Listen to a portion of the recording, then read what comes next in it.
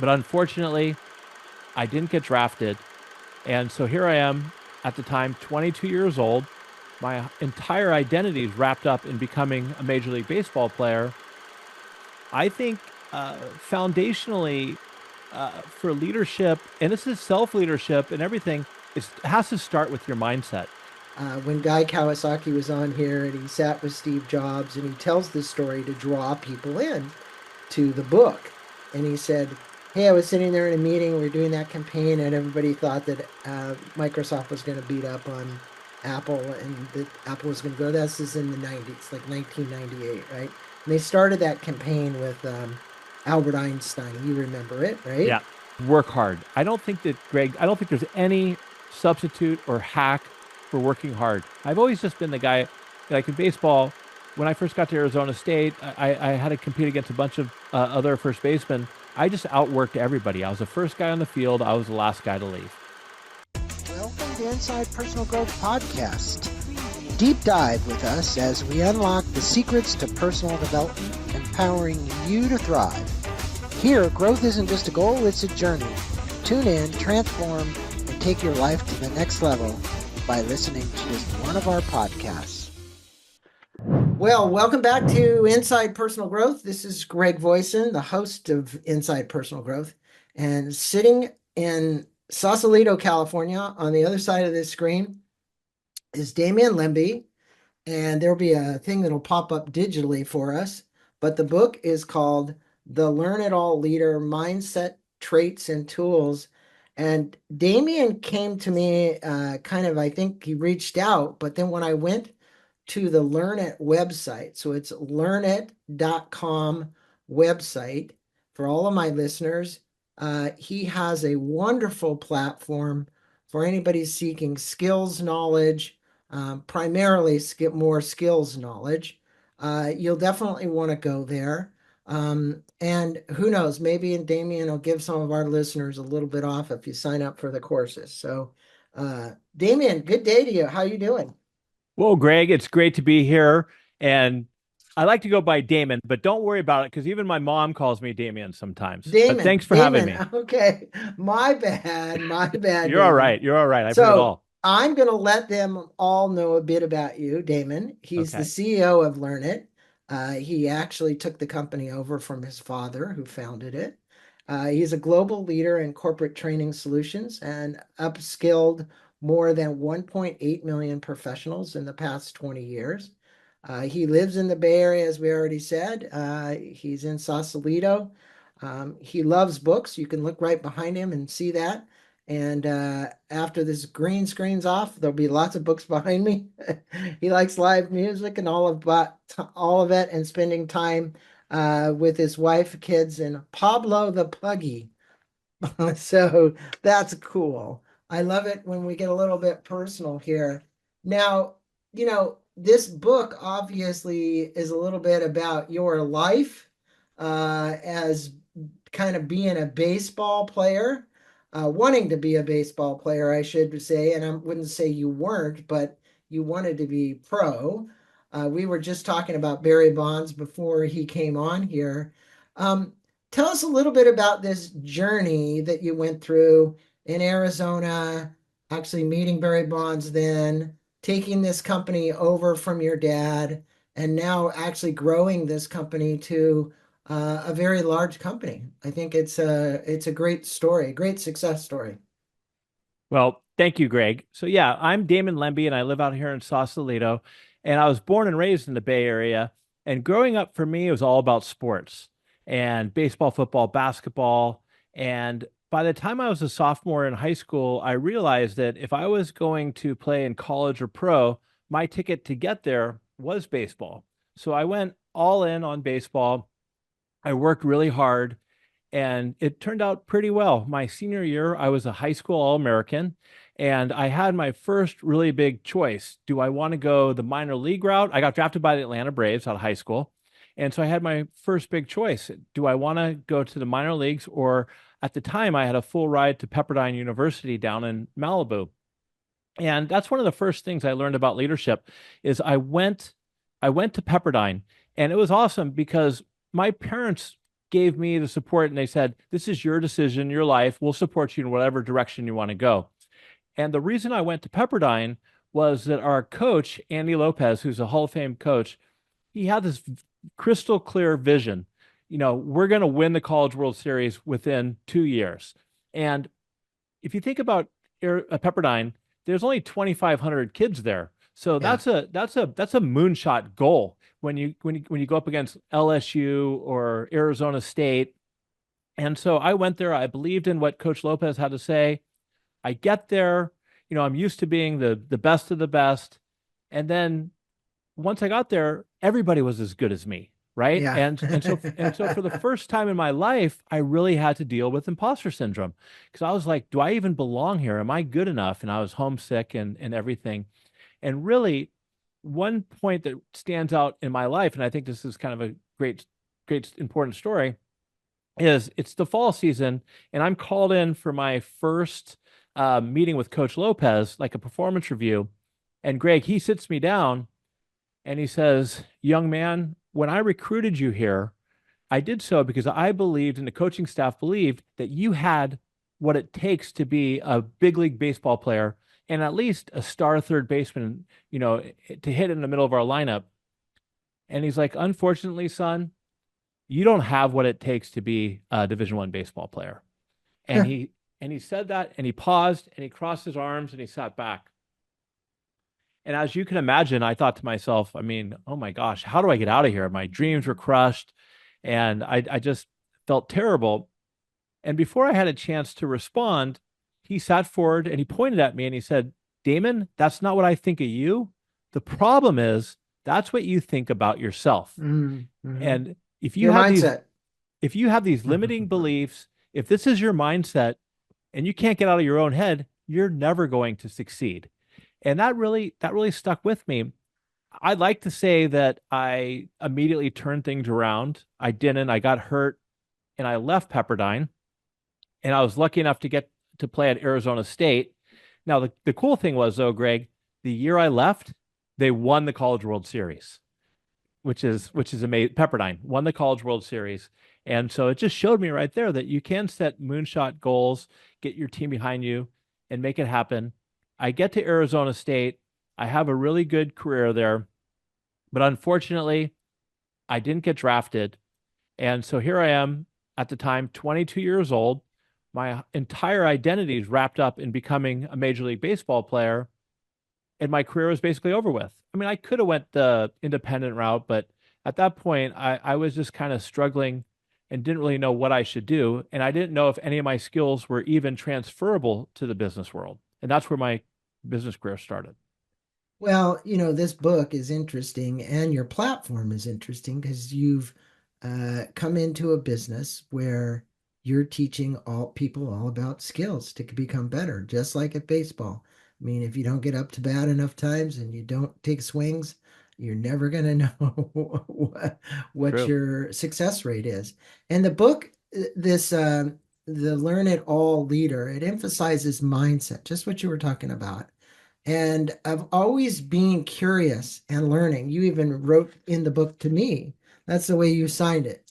Um, what inspired you to kind of write the book, and why do you think that the mindset? Because Carol Dweck is kind of like uh, the most famous one that talks about mindsets. We've had all kinds of people on here. Guy Kawasaki, he references Wow. her. Everybody references her. So why is it so crucial for leaders today to have this, what you're going to call it, basically moonshot mindset? Yeah, well, let's call it. You could call it Carol Dweck. Yeah, if you haven't read Growth Mindset, I mean, you should go out there and get that right away. I mean, Yeah, that's an awesome book. Another one by Angela Duckworth, Grit, is awesome, awesome. Um, right. I think foundationally for leadership, and this is self leadership and everything. It has to start with your mindset. You have to frame things. You need to be able to look at things as an opportunity instead of a problem, and and that puts you in the position to be successful, and give yourself an opportunity. Because if you don't, if you have a fixed mindset or what I like to call in my book a know-it-all mindset, then you're not going to have the opportunity for growth. So to answer your question, why I think curiosity is so important is that we need to always be continuously learning.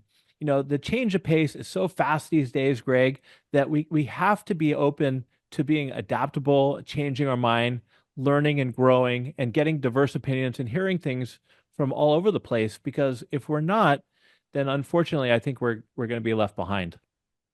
Very good point. And I think in today's world, you have to learn how to connect the dots. I was listening to Rita McGrath's one of my podcasts, and the issue is really seeing how the dots connect in today's world because we progress so fast.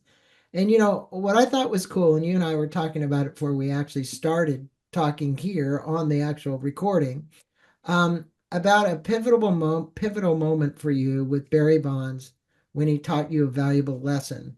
And obviously, your whole life was wrapped up in baseball, and then the guy says, "You're not the guy." Yeah.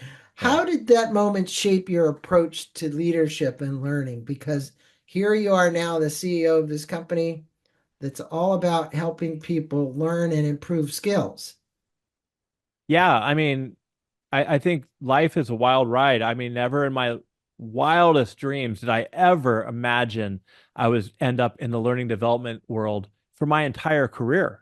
I mean, I went to Arizona State, my mom hates when I say this, but I basically majored in baseball, really, right? Hmm. But I took everything I learned from baseball and moved on. And the story you're referring to that I talk about in my book is it was alumni weekend. I was on in the on deck circle. I was batting third, and the pitcher was warming up, and I heard this voice behind me, and it's like, "Hey, number 20. Hey, number 20." And you don't usually turn around. You're not supposed to turn around. There's 10,000 people in the crowd. But I knew that Barry Bonds was sitting right behind me, right? So, I'm like, "Is that Barry?" So I turned around, I look, and he points and he says, "Come over here." And he said, when if the pitcher squeezes his glove, he's throwing a fastball. If he opens up his glove, he's throwing a curveball. And Barry's, and so the lesson that this taught me, the funny thing about this lesson is when I went up to the plate, I was trying to pay attention to what Barry said. I couldn't figure it out at all. I couldn't see what Barry see. He's Barry, right? And so I stopped worrying about that, and I ended up hitting a double, and I waved to him, and he was, waved back. But the whole point about that lesson there is Barry is not only is he one of the most physically talented baseball players I've ever seen, but he's a student of the game, and he's not wasting time. So here he's at this alumni baseball game. He's sitting in the crowd, and instead of, well, it was in the 90s, so there was no Instagram, but instead of just wasting time, he's sitting there and he's trying to make himself better. He's learning, right? He's trying to pick up, things that can give him an advantage.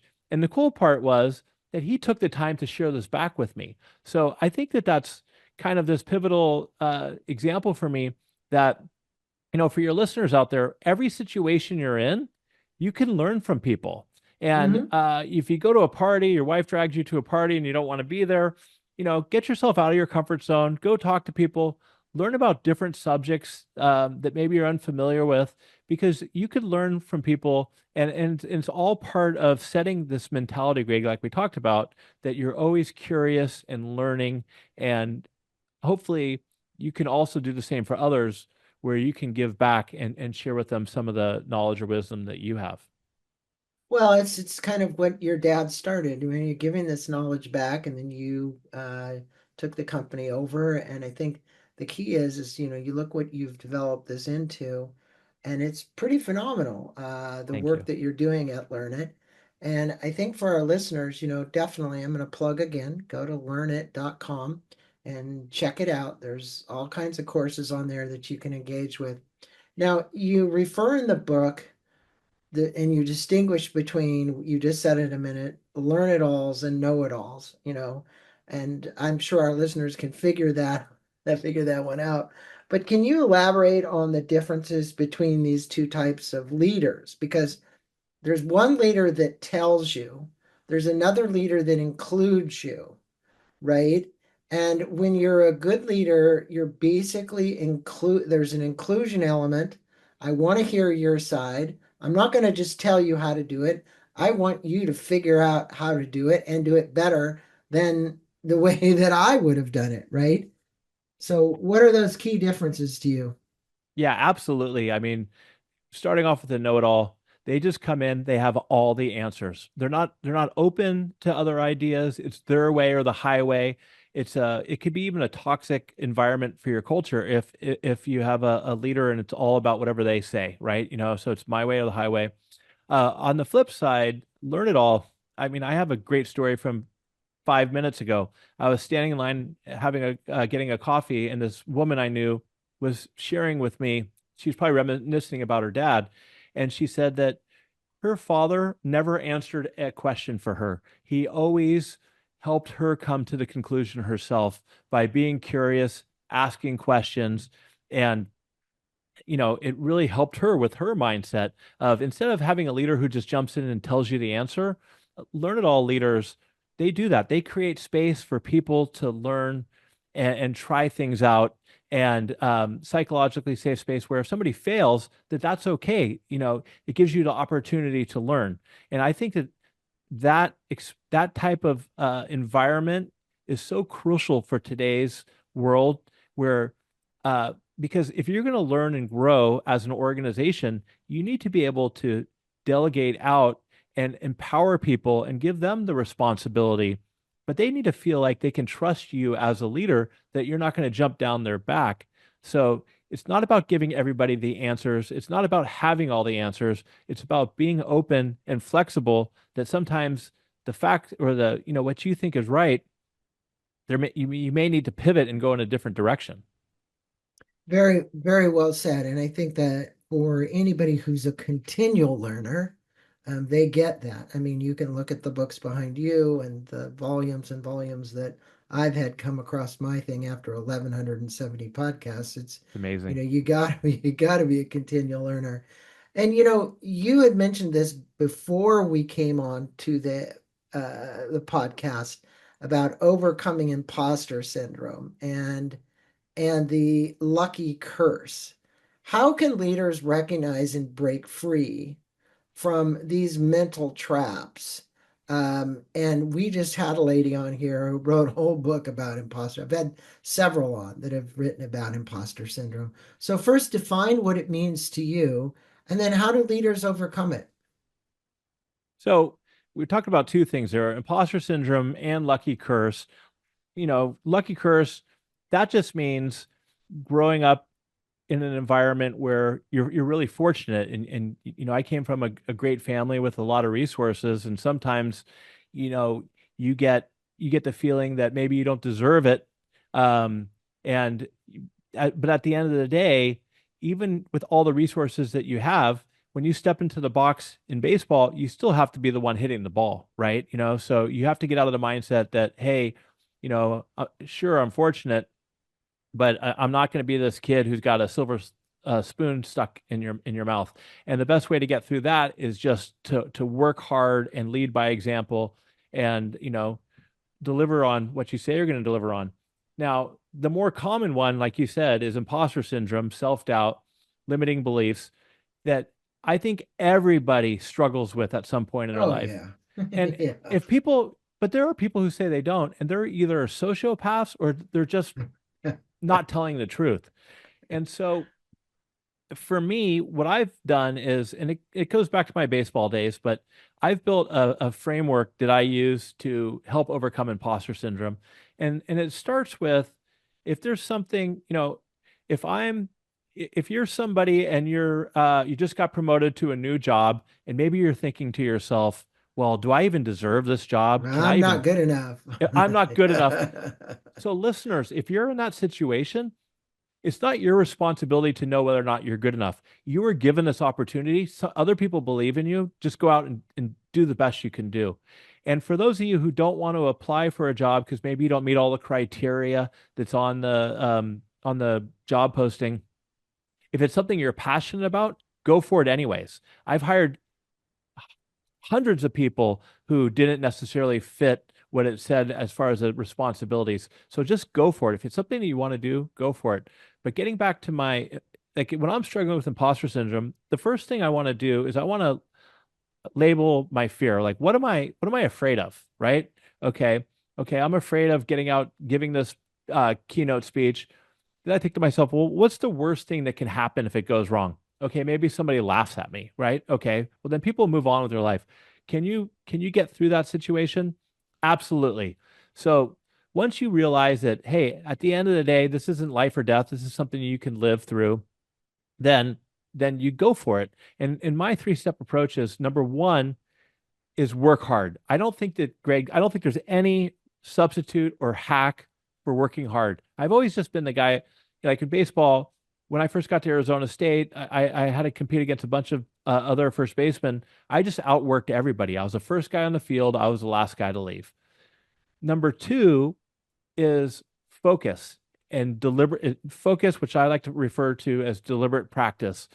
It's really easy if something's tough to to procrastinate, to look at your Instagram, to maybe, lean towards something that's easier. But if you're struggling with something, put in a deliberate practice and get it the repetitions in. Put in the work, get the repetition in, and just make progress in that one specific area, and then move to another area and focus on that. And once you've worked hard, you've put in a deliberate practice, and whether you're stepping into the box to face a guy throwing 90 miles an hour for you baseball fans, or you're leading a team for the first time, or you're giving that presentation, then it's time to learn and let go. You've put in the effort, you've focused on your practice, stop thinking about things and just give it your best shot. Now, you may crush it, you may fall flat on your face, but either way, Greg, you should pat yourself on the back for getting out of your comfort zone and trying, because so many people are just afraid to even try and pass up opportunities. And if you fail or if you do mediocre, ask for feedback, because that's where you really learn, and then get better. But don't not do something because you're afraid of what other people are going to think, or you're so scared of failure that if it's something you can survive, like we've spoken about, then go for it and give yourself a little pat on the back that you actually stuck your neck out there, because not everybody does that. That's my three Well, step approach. I like your three-step approach, and I think with anything, as you said, work hard, be persistent, have grit, Mhm. have that growth mindset, all of those things which we know, but the inherent default mechanism for a lot of people is just, well, to fall back. It's almost like taking one of your courses. Mhm. You can procrastinate, procrastinate, procrastinate. And then after you get it done, you have this sense of achievement, this great sense of feeling. You've really got to get into it. And that brings me to this. You've been running Learn It now for like 2 decades. Three. Um, three. Okay. I Well, know, aging myself. Yeah. maybe the book's that old. So, Almost so the three. question is how have you seen the landscape of learning and development change, because there's so many platforms, right? It's just like plethora of places that you can go. And particularly with the rise now of automation and AI, where are you kind of seeing this? What is on the horizon for Learn It, for Damon? Uh, I'm sure our listeners would love to know. Yeah, I would say there's automation, right? I mean, there's AI, the landscape's changing. What's great, I think, Greg, is there's so many different generations in the workforce these days. There's 6 or 7 generations, and the younger generations, the Gen Zs and millennials, they really demand professional development opportunity, which ties right back to what Learn It does. And so that's amazing for us, because organizations now more than ever realize that if they're going to keep top talent, they're going to need to give them the opportunity to grow and evolve, both in their career but also in their personal lives. And so I would say that where things are going, we do mostly live virtual training, kind of like what we're talking about here. We're on Zoom and we do breakout rooms, but going and taking a 2 hour class from Learn It, if that's where your education stops, it's very hard to retain content and information. So it's more than just a 2 hour session. So what we're doing is we're layering it in with micro learning, AI coaching, and that's really where we've invested heavily in is some of the. I don't think that AI is going to replace live learning. I think it's going to be a great supplement. And if you're and it gives people other opportunities on how they like to learn as well. I'm a big believer that everybody kind of learns differently. Some people want to learn by listening to podcasts. Some people want to take classes. Some people want to read books. Some people want to do all the above. So I think it's important as a learning organization like Learn It is that we have like a holistic approach where our main focus is the live learning, but we supplement it to help give them like milestones or learning opportunities to help drive the stickiness, the retention as they develop into their into their roles and their careers to pick up the skills that they need. Yeah, I like the approach that you're taking. And, I remember going back and when I actually used to teach Dale Carnegie live classes, right? That's awesome. The And the communication thing, class. yeah, I had a guy that brought me into the financial services business said, you will not only take the course, you will teach the course. And Michael Crom, as a result, the grandson of Dale Carnegie, became a really good friend and still is. He lives on the East Coast. But this was the point I was going to make. The whole spaced repetition learning, giving people time to actually learn what they learn in class and then practice it in the real world is so Huge. invaluable. It's just like, I remember this day because I'm going back 30, 40 years in those Dale Carnegie classes. They were using that then to actually, okay, here's the lesson for the week. Now you're going to come back and you're going to give us the results of what actually happened in the application to that lesson. And I think it's invaluable. And you in the book you mentioned how the role of leaders is evolving, and we're talking about it right now as technology takes over more of these routine tasks. So obviously less to do sometimes. Although it doesn't seem like that. I think the world seems like we're being more is piled on and more is expected of us. What skills should leaders focus on developing in kind of, as you see it, this new landscape that we're in regarding learning? Because everywhere you go now, I just saw something today, I think it was Phoenix University. Get your degree in like 9 months or something. So when you look at the speed at which they've like moved that up, I saw that ad and I was like, wow, it used to take 2 years to be able to get the degree. Now you're telling people they can do it in 9 months. Well, it took some of us 7 years. Yeah. Yeah. No, well, Yeah. well, one thing I like to say is, I've my book's called the Learn It All Leader, and some people are like, well, is it just learning all the time? Absolutely not. It's something that you said, Greg, which is so important. I want your listeners to think about whether you're reading, taking classes, or listening to this podcast. A great quote that gentleman who told me escapes my mind, but it's learning without doing is treason, right? So you have to put into practice whether at the office or whether at home, but you can't just keep reading and taking classes and not doing any of the work. You need to put it into practice. And so I challenge you, when you listen to Greg's show or you read a book, think about something that you're gonna take away from this interview or a different interview and actually put into practice and maybe even take a couple of notes or journal it and track that, right? So learning without doing is treason. Now, to answer your question, I look at AI as helping to automate some of the tasks or shorten the time it takes to do things. And so, what it should do is, well, first of all, if you're somebody who's got your head in the sand and you're not going to learn how to use ChatGPT or some of these other tools, well, you're going to be left behind because I don't really necessarily know if AI by itself is going to take over your job, but individuals who become power users in AI will take over your job. And the value, I believe, in these tools for your team members, the way I look at it is and I talk about it in my book. This woman came to me and says, like, is my job going to be automated out? I said, no, what it's going to do is it's going to buy back 4 hours, maybe a week or more of your time. And Hmm. it's going to give you an opportunity to do higher level things, to think, to ask better questions, to look at how we can evolve and make learn it better. So that's the way I think AI should be used, and Enhancing. Yeah. enhancing and the skills that your original question was what skills do people need?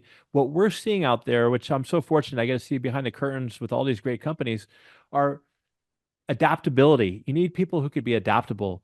Um, Crystal clear communication. Now more than ever, it's important to be able to communicate well and to be able to build trust as a leader. And in my opinion, the number one skill, and we kind of talked about this, is learning agility, the Hmm. ability to know how to learn and even unlearn. Get rid of some of the stuff that you've learned before and replace it, with new stuff. So a lot of times when we're working with companies, it's one thing to learn these skills. It's another thing to build a culture of learning where people are constantly curious, that they're active listening, that they're trying things, that they're iterating and they're changing. So I really think that learning agility from a leadership perspective, but permeate throughout the organization is absolutely critical today and moving forward in the future. And I'd resonate with all of that because obviously both of us is doing a podcast show and we come across a lot of very knowledgeable people who are accelerating the speed at which people learn.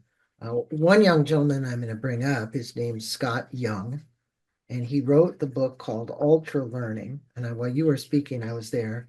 He just wrote another one and did a podcast on Get Better at Anything, 12 Maxims for Mastery. Now, I happen to have been old enough to actually sit with George Leonard, who wrote the first book on mastery in his living room in Palo Alto. Or no, it wasn't Palo Alto. It was right near you. It was up there Sausalito. in Tiburon, right? Yep. And George wrote this book on mastery. And it's interesting when you're going to master something, the steps in the process. Do you have the Damon mastery kind of theory about learning? Because what Scott does is he takes something very difficult and then he learns it really fast and then he shows you how you can do it, right? And I Mhm. think that's what Learn It does to a degree. It's like, hey, I can take this one course and I can master this particular subject. Anything from Scott, anything from you, Damon, or Learn It that you would like to tell our listeners about mastery? Yeah. So for me, what I've seen that's really helped when I really want to learn something, what I do is first of all, when I'm learning it, I take a lot of notes. But also I find ways, I think about how it relates to my work at Learn It or the work I do with coaching individuals or whatever it is, right? So I connect it to a real world situation. But listeners out there, I think this is key, especially if you lead a team. Teach it back to them. Teaching it back, I think it helps you with the retention, and also at the same time, you're sharing this knowledge with others, and you're getting their perspective on things. So to me, that's what I'm kind of lucky because we want to lead by example here at Learn It. So we do a lot of internal book clubs or we watch master classes, and a lot of times, Greg, I lead those. I'll read the book, and then I'll teach it back to our team, and it enhances my retention, and it also helps my team. But I always ask them. I say, when we go through this content, I want you to I want you to come to me with an example of how you could apply what we're talking about, either in your personal life or to learn it. Now, one other thing I want to say about learning, for the if you lead a team or if you don't, it doesn't matter, is all your learning shouldn't just be constantly about your job or your work. I think it's really critical to learn broadly, learn different topics. We have like a stipend for our employees here at Learn It, and I let them take classes in whatever they want, right? It doesn't have to be applicable just to Learn It. I just want to get them back in the habit of learning and hopefully retaining and accelerating their growth. Well, as you speak about this, and we've been speaking about the role of technology and how it's almost kind of becoming embedded in so much of what we do. And I have an upcoming interview with Tego Fuerte, the guy who talks about the second brain. As a matter of fact, he's got a new book coming out in December. What do you think of all of this second brain with being able to use the digital world to keep track of all of our information and be able to have it at our fingertips through these amazing AI note-taking apps, which can literally recall almost anything for us. Obviously, allowing us to do a lot more in a shorter period of time and able to access that information at our fingertips. I think the whole concept of the what he calls the PARA methodology is really fascinates me. And I'm wondering what you guys think at Learn It about all of this, because we all seem to think we need a second brain at this point because this runs pretty full. Well, I would say, first of all, there's so much out there that that you got to kind of cut through a lot of the chaos and just to figure out there's so Yeah, many AI tools out there. So many of them don't work, but a lot of them do. So I think a great job would be just to have somebody on your team who that's all they do is they go out and evaluate tools that, maybe not the full-time job, but that you can leverage within your organization. I think that a lot of these tools are awesome. But what I also think is very important is that you still have to think. You can't let ChatGPT or these tools do all the thinking for you, right? So you can't get into that habit. Now, kind of like you mentioned, I can't remember the name of the tool right now, but I read most of my books these days on Kindles, and I do that because I highlight. It's called Readwise, what I use. yeah, Readwise, yeah. Yeah, Readwise, and I love it. So I highlight sections, and then what it does is it prompts me like 5 to 7 of my highlights a day.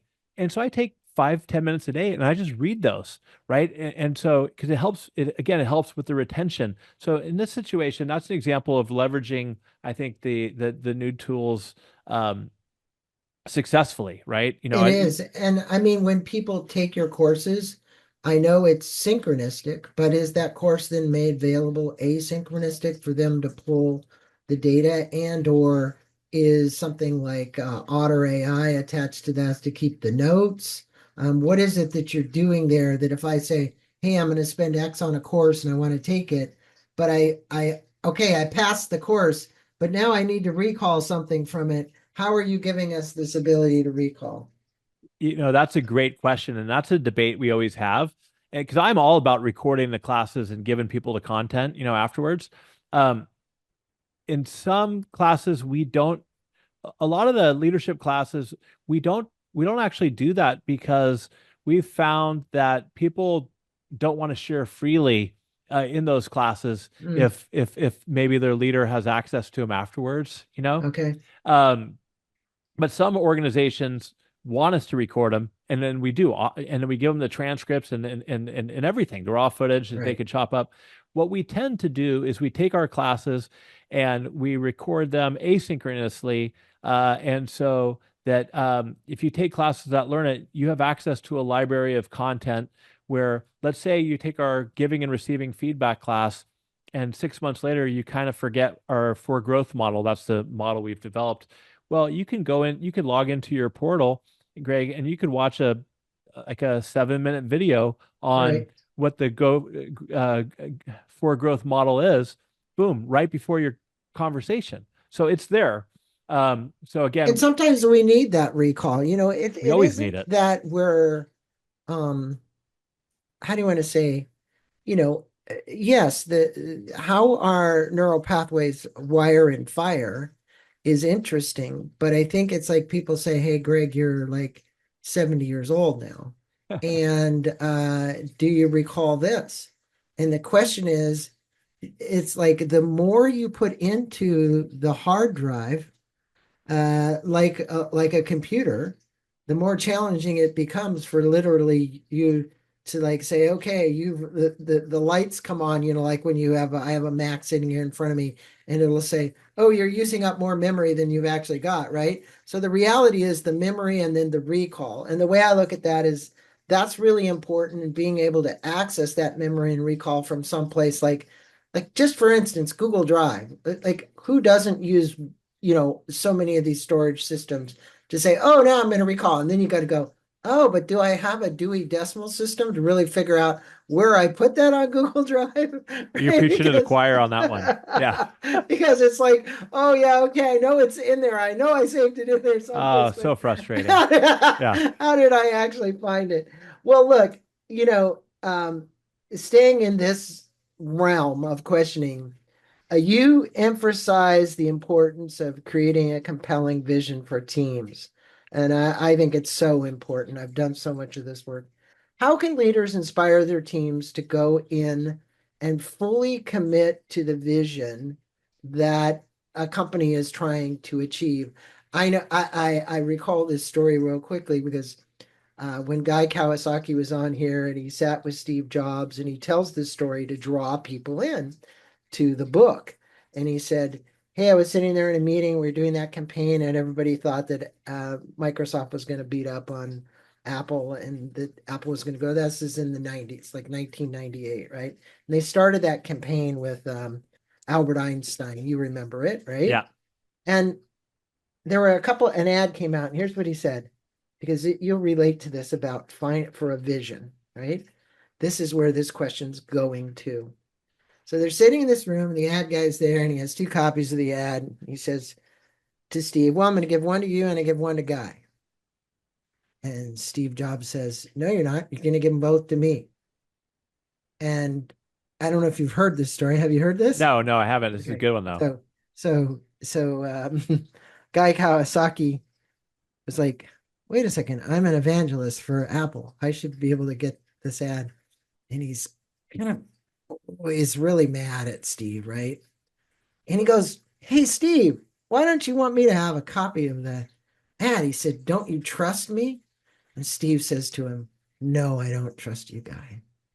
And at that moment, Guy says during the interview with me, because we've interviewed several times, he said, I had to stand up for myself and I didn't know what the repercussion was going to be. And he said, but Steve, I don't trust you either. Right. And How'd that go for him? he said that statement cost him tens of millions of dollars.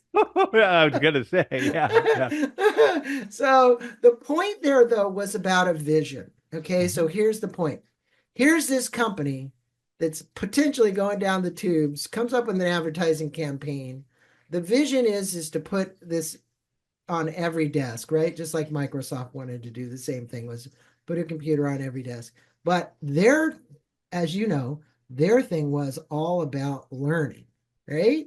So when they used Amelia Earhart, they used Albert Einstein, the Mac was supposed to make you, better knowledgeable person, that kind of thing. And obviously it worked, right? It worked really good because Incredible. here we all are. And so when you really look at Learn It and you look at that story and you look at the vision that Steve Jobs had for what he had to pull that company together to get it. I mean, at the time they were close to bankruptcy, from what I understand. Um, Amazing vision. So I go back to your question. When someone has a vision, there has to be inclusion. Now, at that moment in the room, there wasn't much inclusion going on. It was egos fighting one another. And I think you got to remove egos for vision to be met. What's your feeling about that, Damon? Well, I think what you said right there, Greg, first of all, thanks for sharing that story. That's an awesome story. Um, I wonder how Guy would have done it differently if he had a second chance. So I think the key word you said in there is inclusion. Now, I think if you're a leader of if you're a leader of an organization, a sports team, a family, uh, you have to have your company vision, right? And your goals. But if you want people to get behind it, they've got to be bought into that because it's gotta be in tune, in aligned with their aspirations, their goals. They have to see how it connects, how their personal goals, I think, connects to the vision of the organization. And Mhm. then if that happens, right? If my aspirations connects with what Learned's goals are, and it can't be all just about profit. It has to be about purpose too. People, especially the younger generations, they want to feel like they belong and they're part of something that's contributing. And that's why I've been always so fortunate at Learn It to have a great culture, is because my team knows that sure, we might be helping companies, their bottom lines, but what we're really doing is we're helping the individuals in those companies get better. Um, and whether it's getting a promotion internally or becoming more confident as a human being, so they're bought into the purpose of what Learn It's vision is. And then it all comes back to this vision, connecting it to storytelling. I think that if you want to get your vision across, you got to communicate it and communicate it often and be very clear about it. And hopefully you can get better at and be good at storytelling and telling your vision through stories, because that's where I think people can really connect to your company vision if they believe That in it is and they see that it. is so true. And the reason I told that story about Guy Kawasaki is because it exemplifies when people start to tell a story, other people listen because they're looking for the wisdom that comes out of the story, whatever it might be. And in kind of drawing our podcast to a conclusion here, I know we're looking always through the front of the window of the car versus the back, so it's looking to the future. You've been here 30 years now with Learn It, guiding and directing this company, growing this company, not without having made mistakes. I guarantee you, everybody Plenty of makes mistakes. mistakes.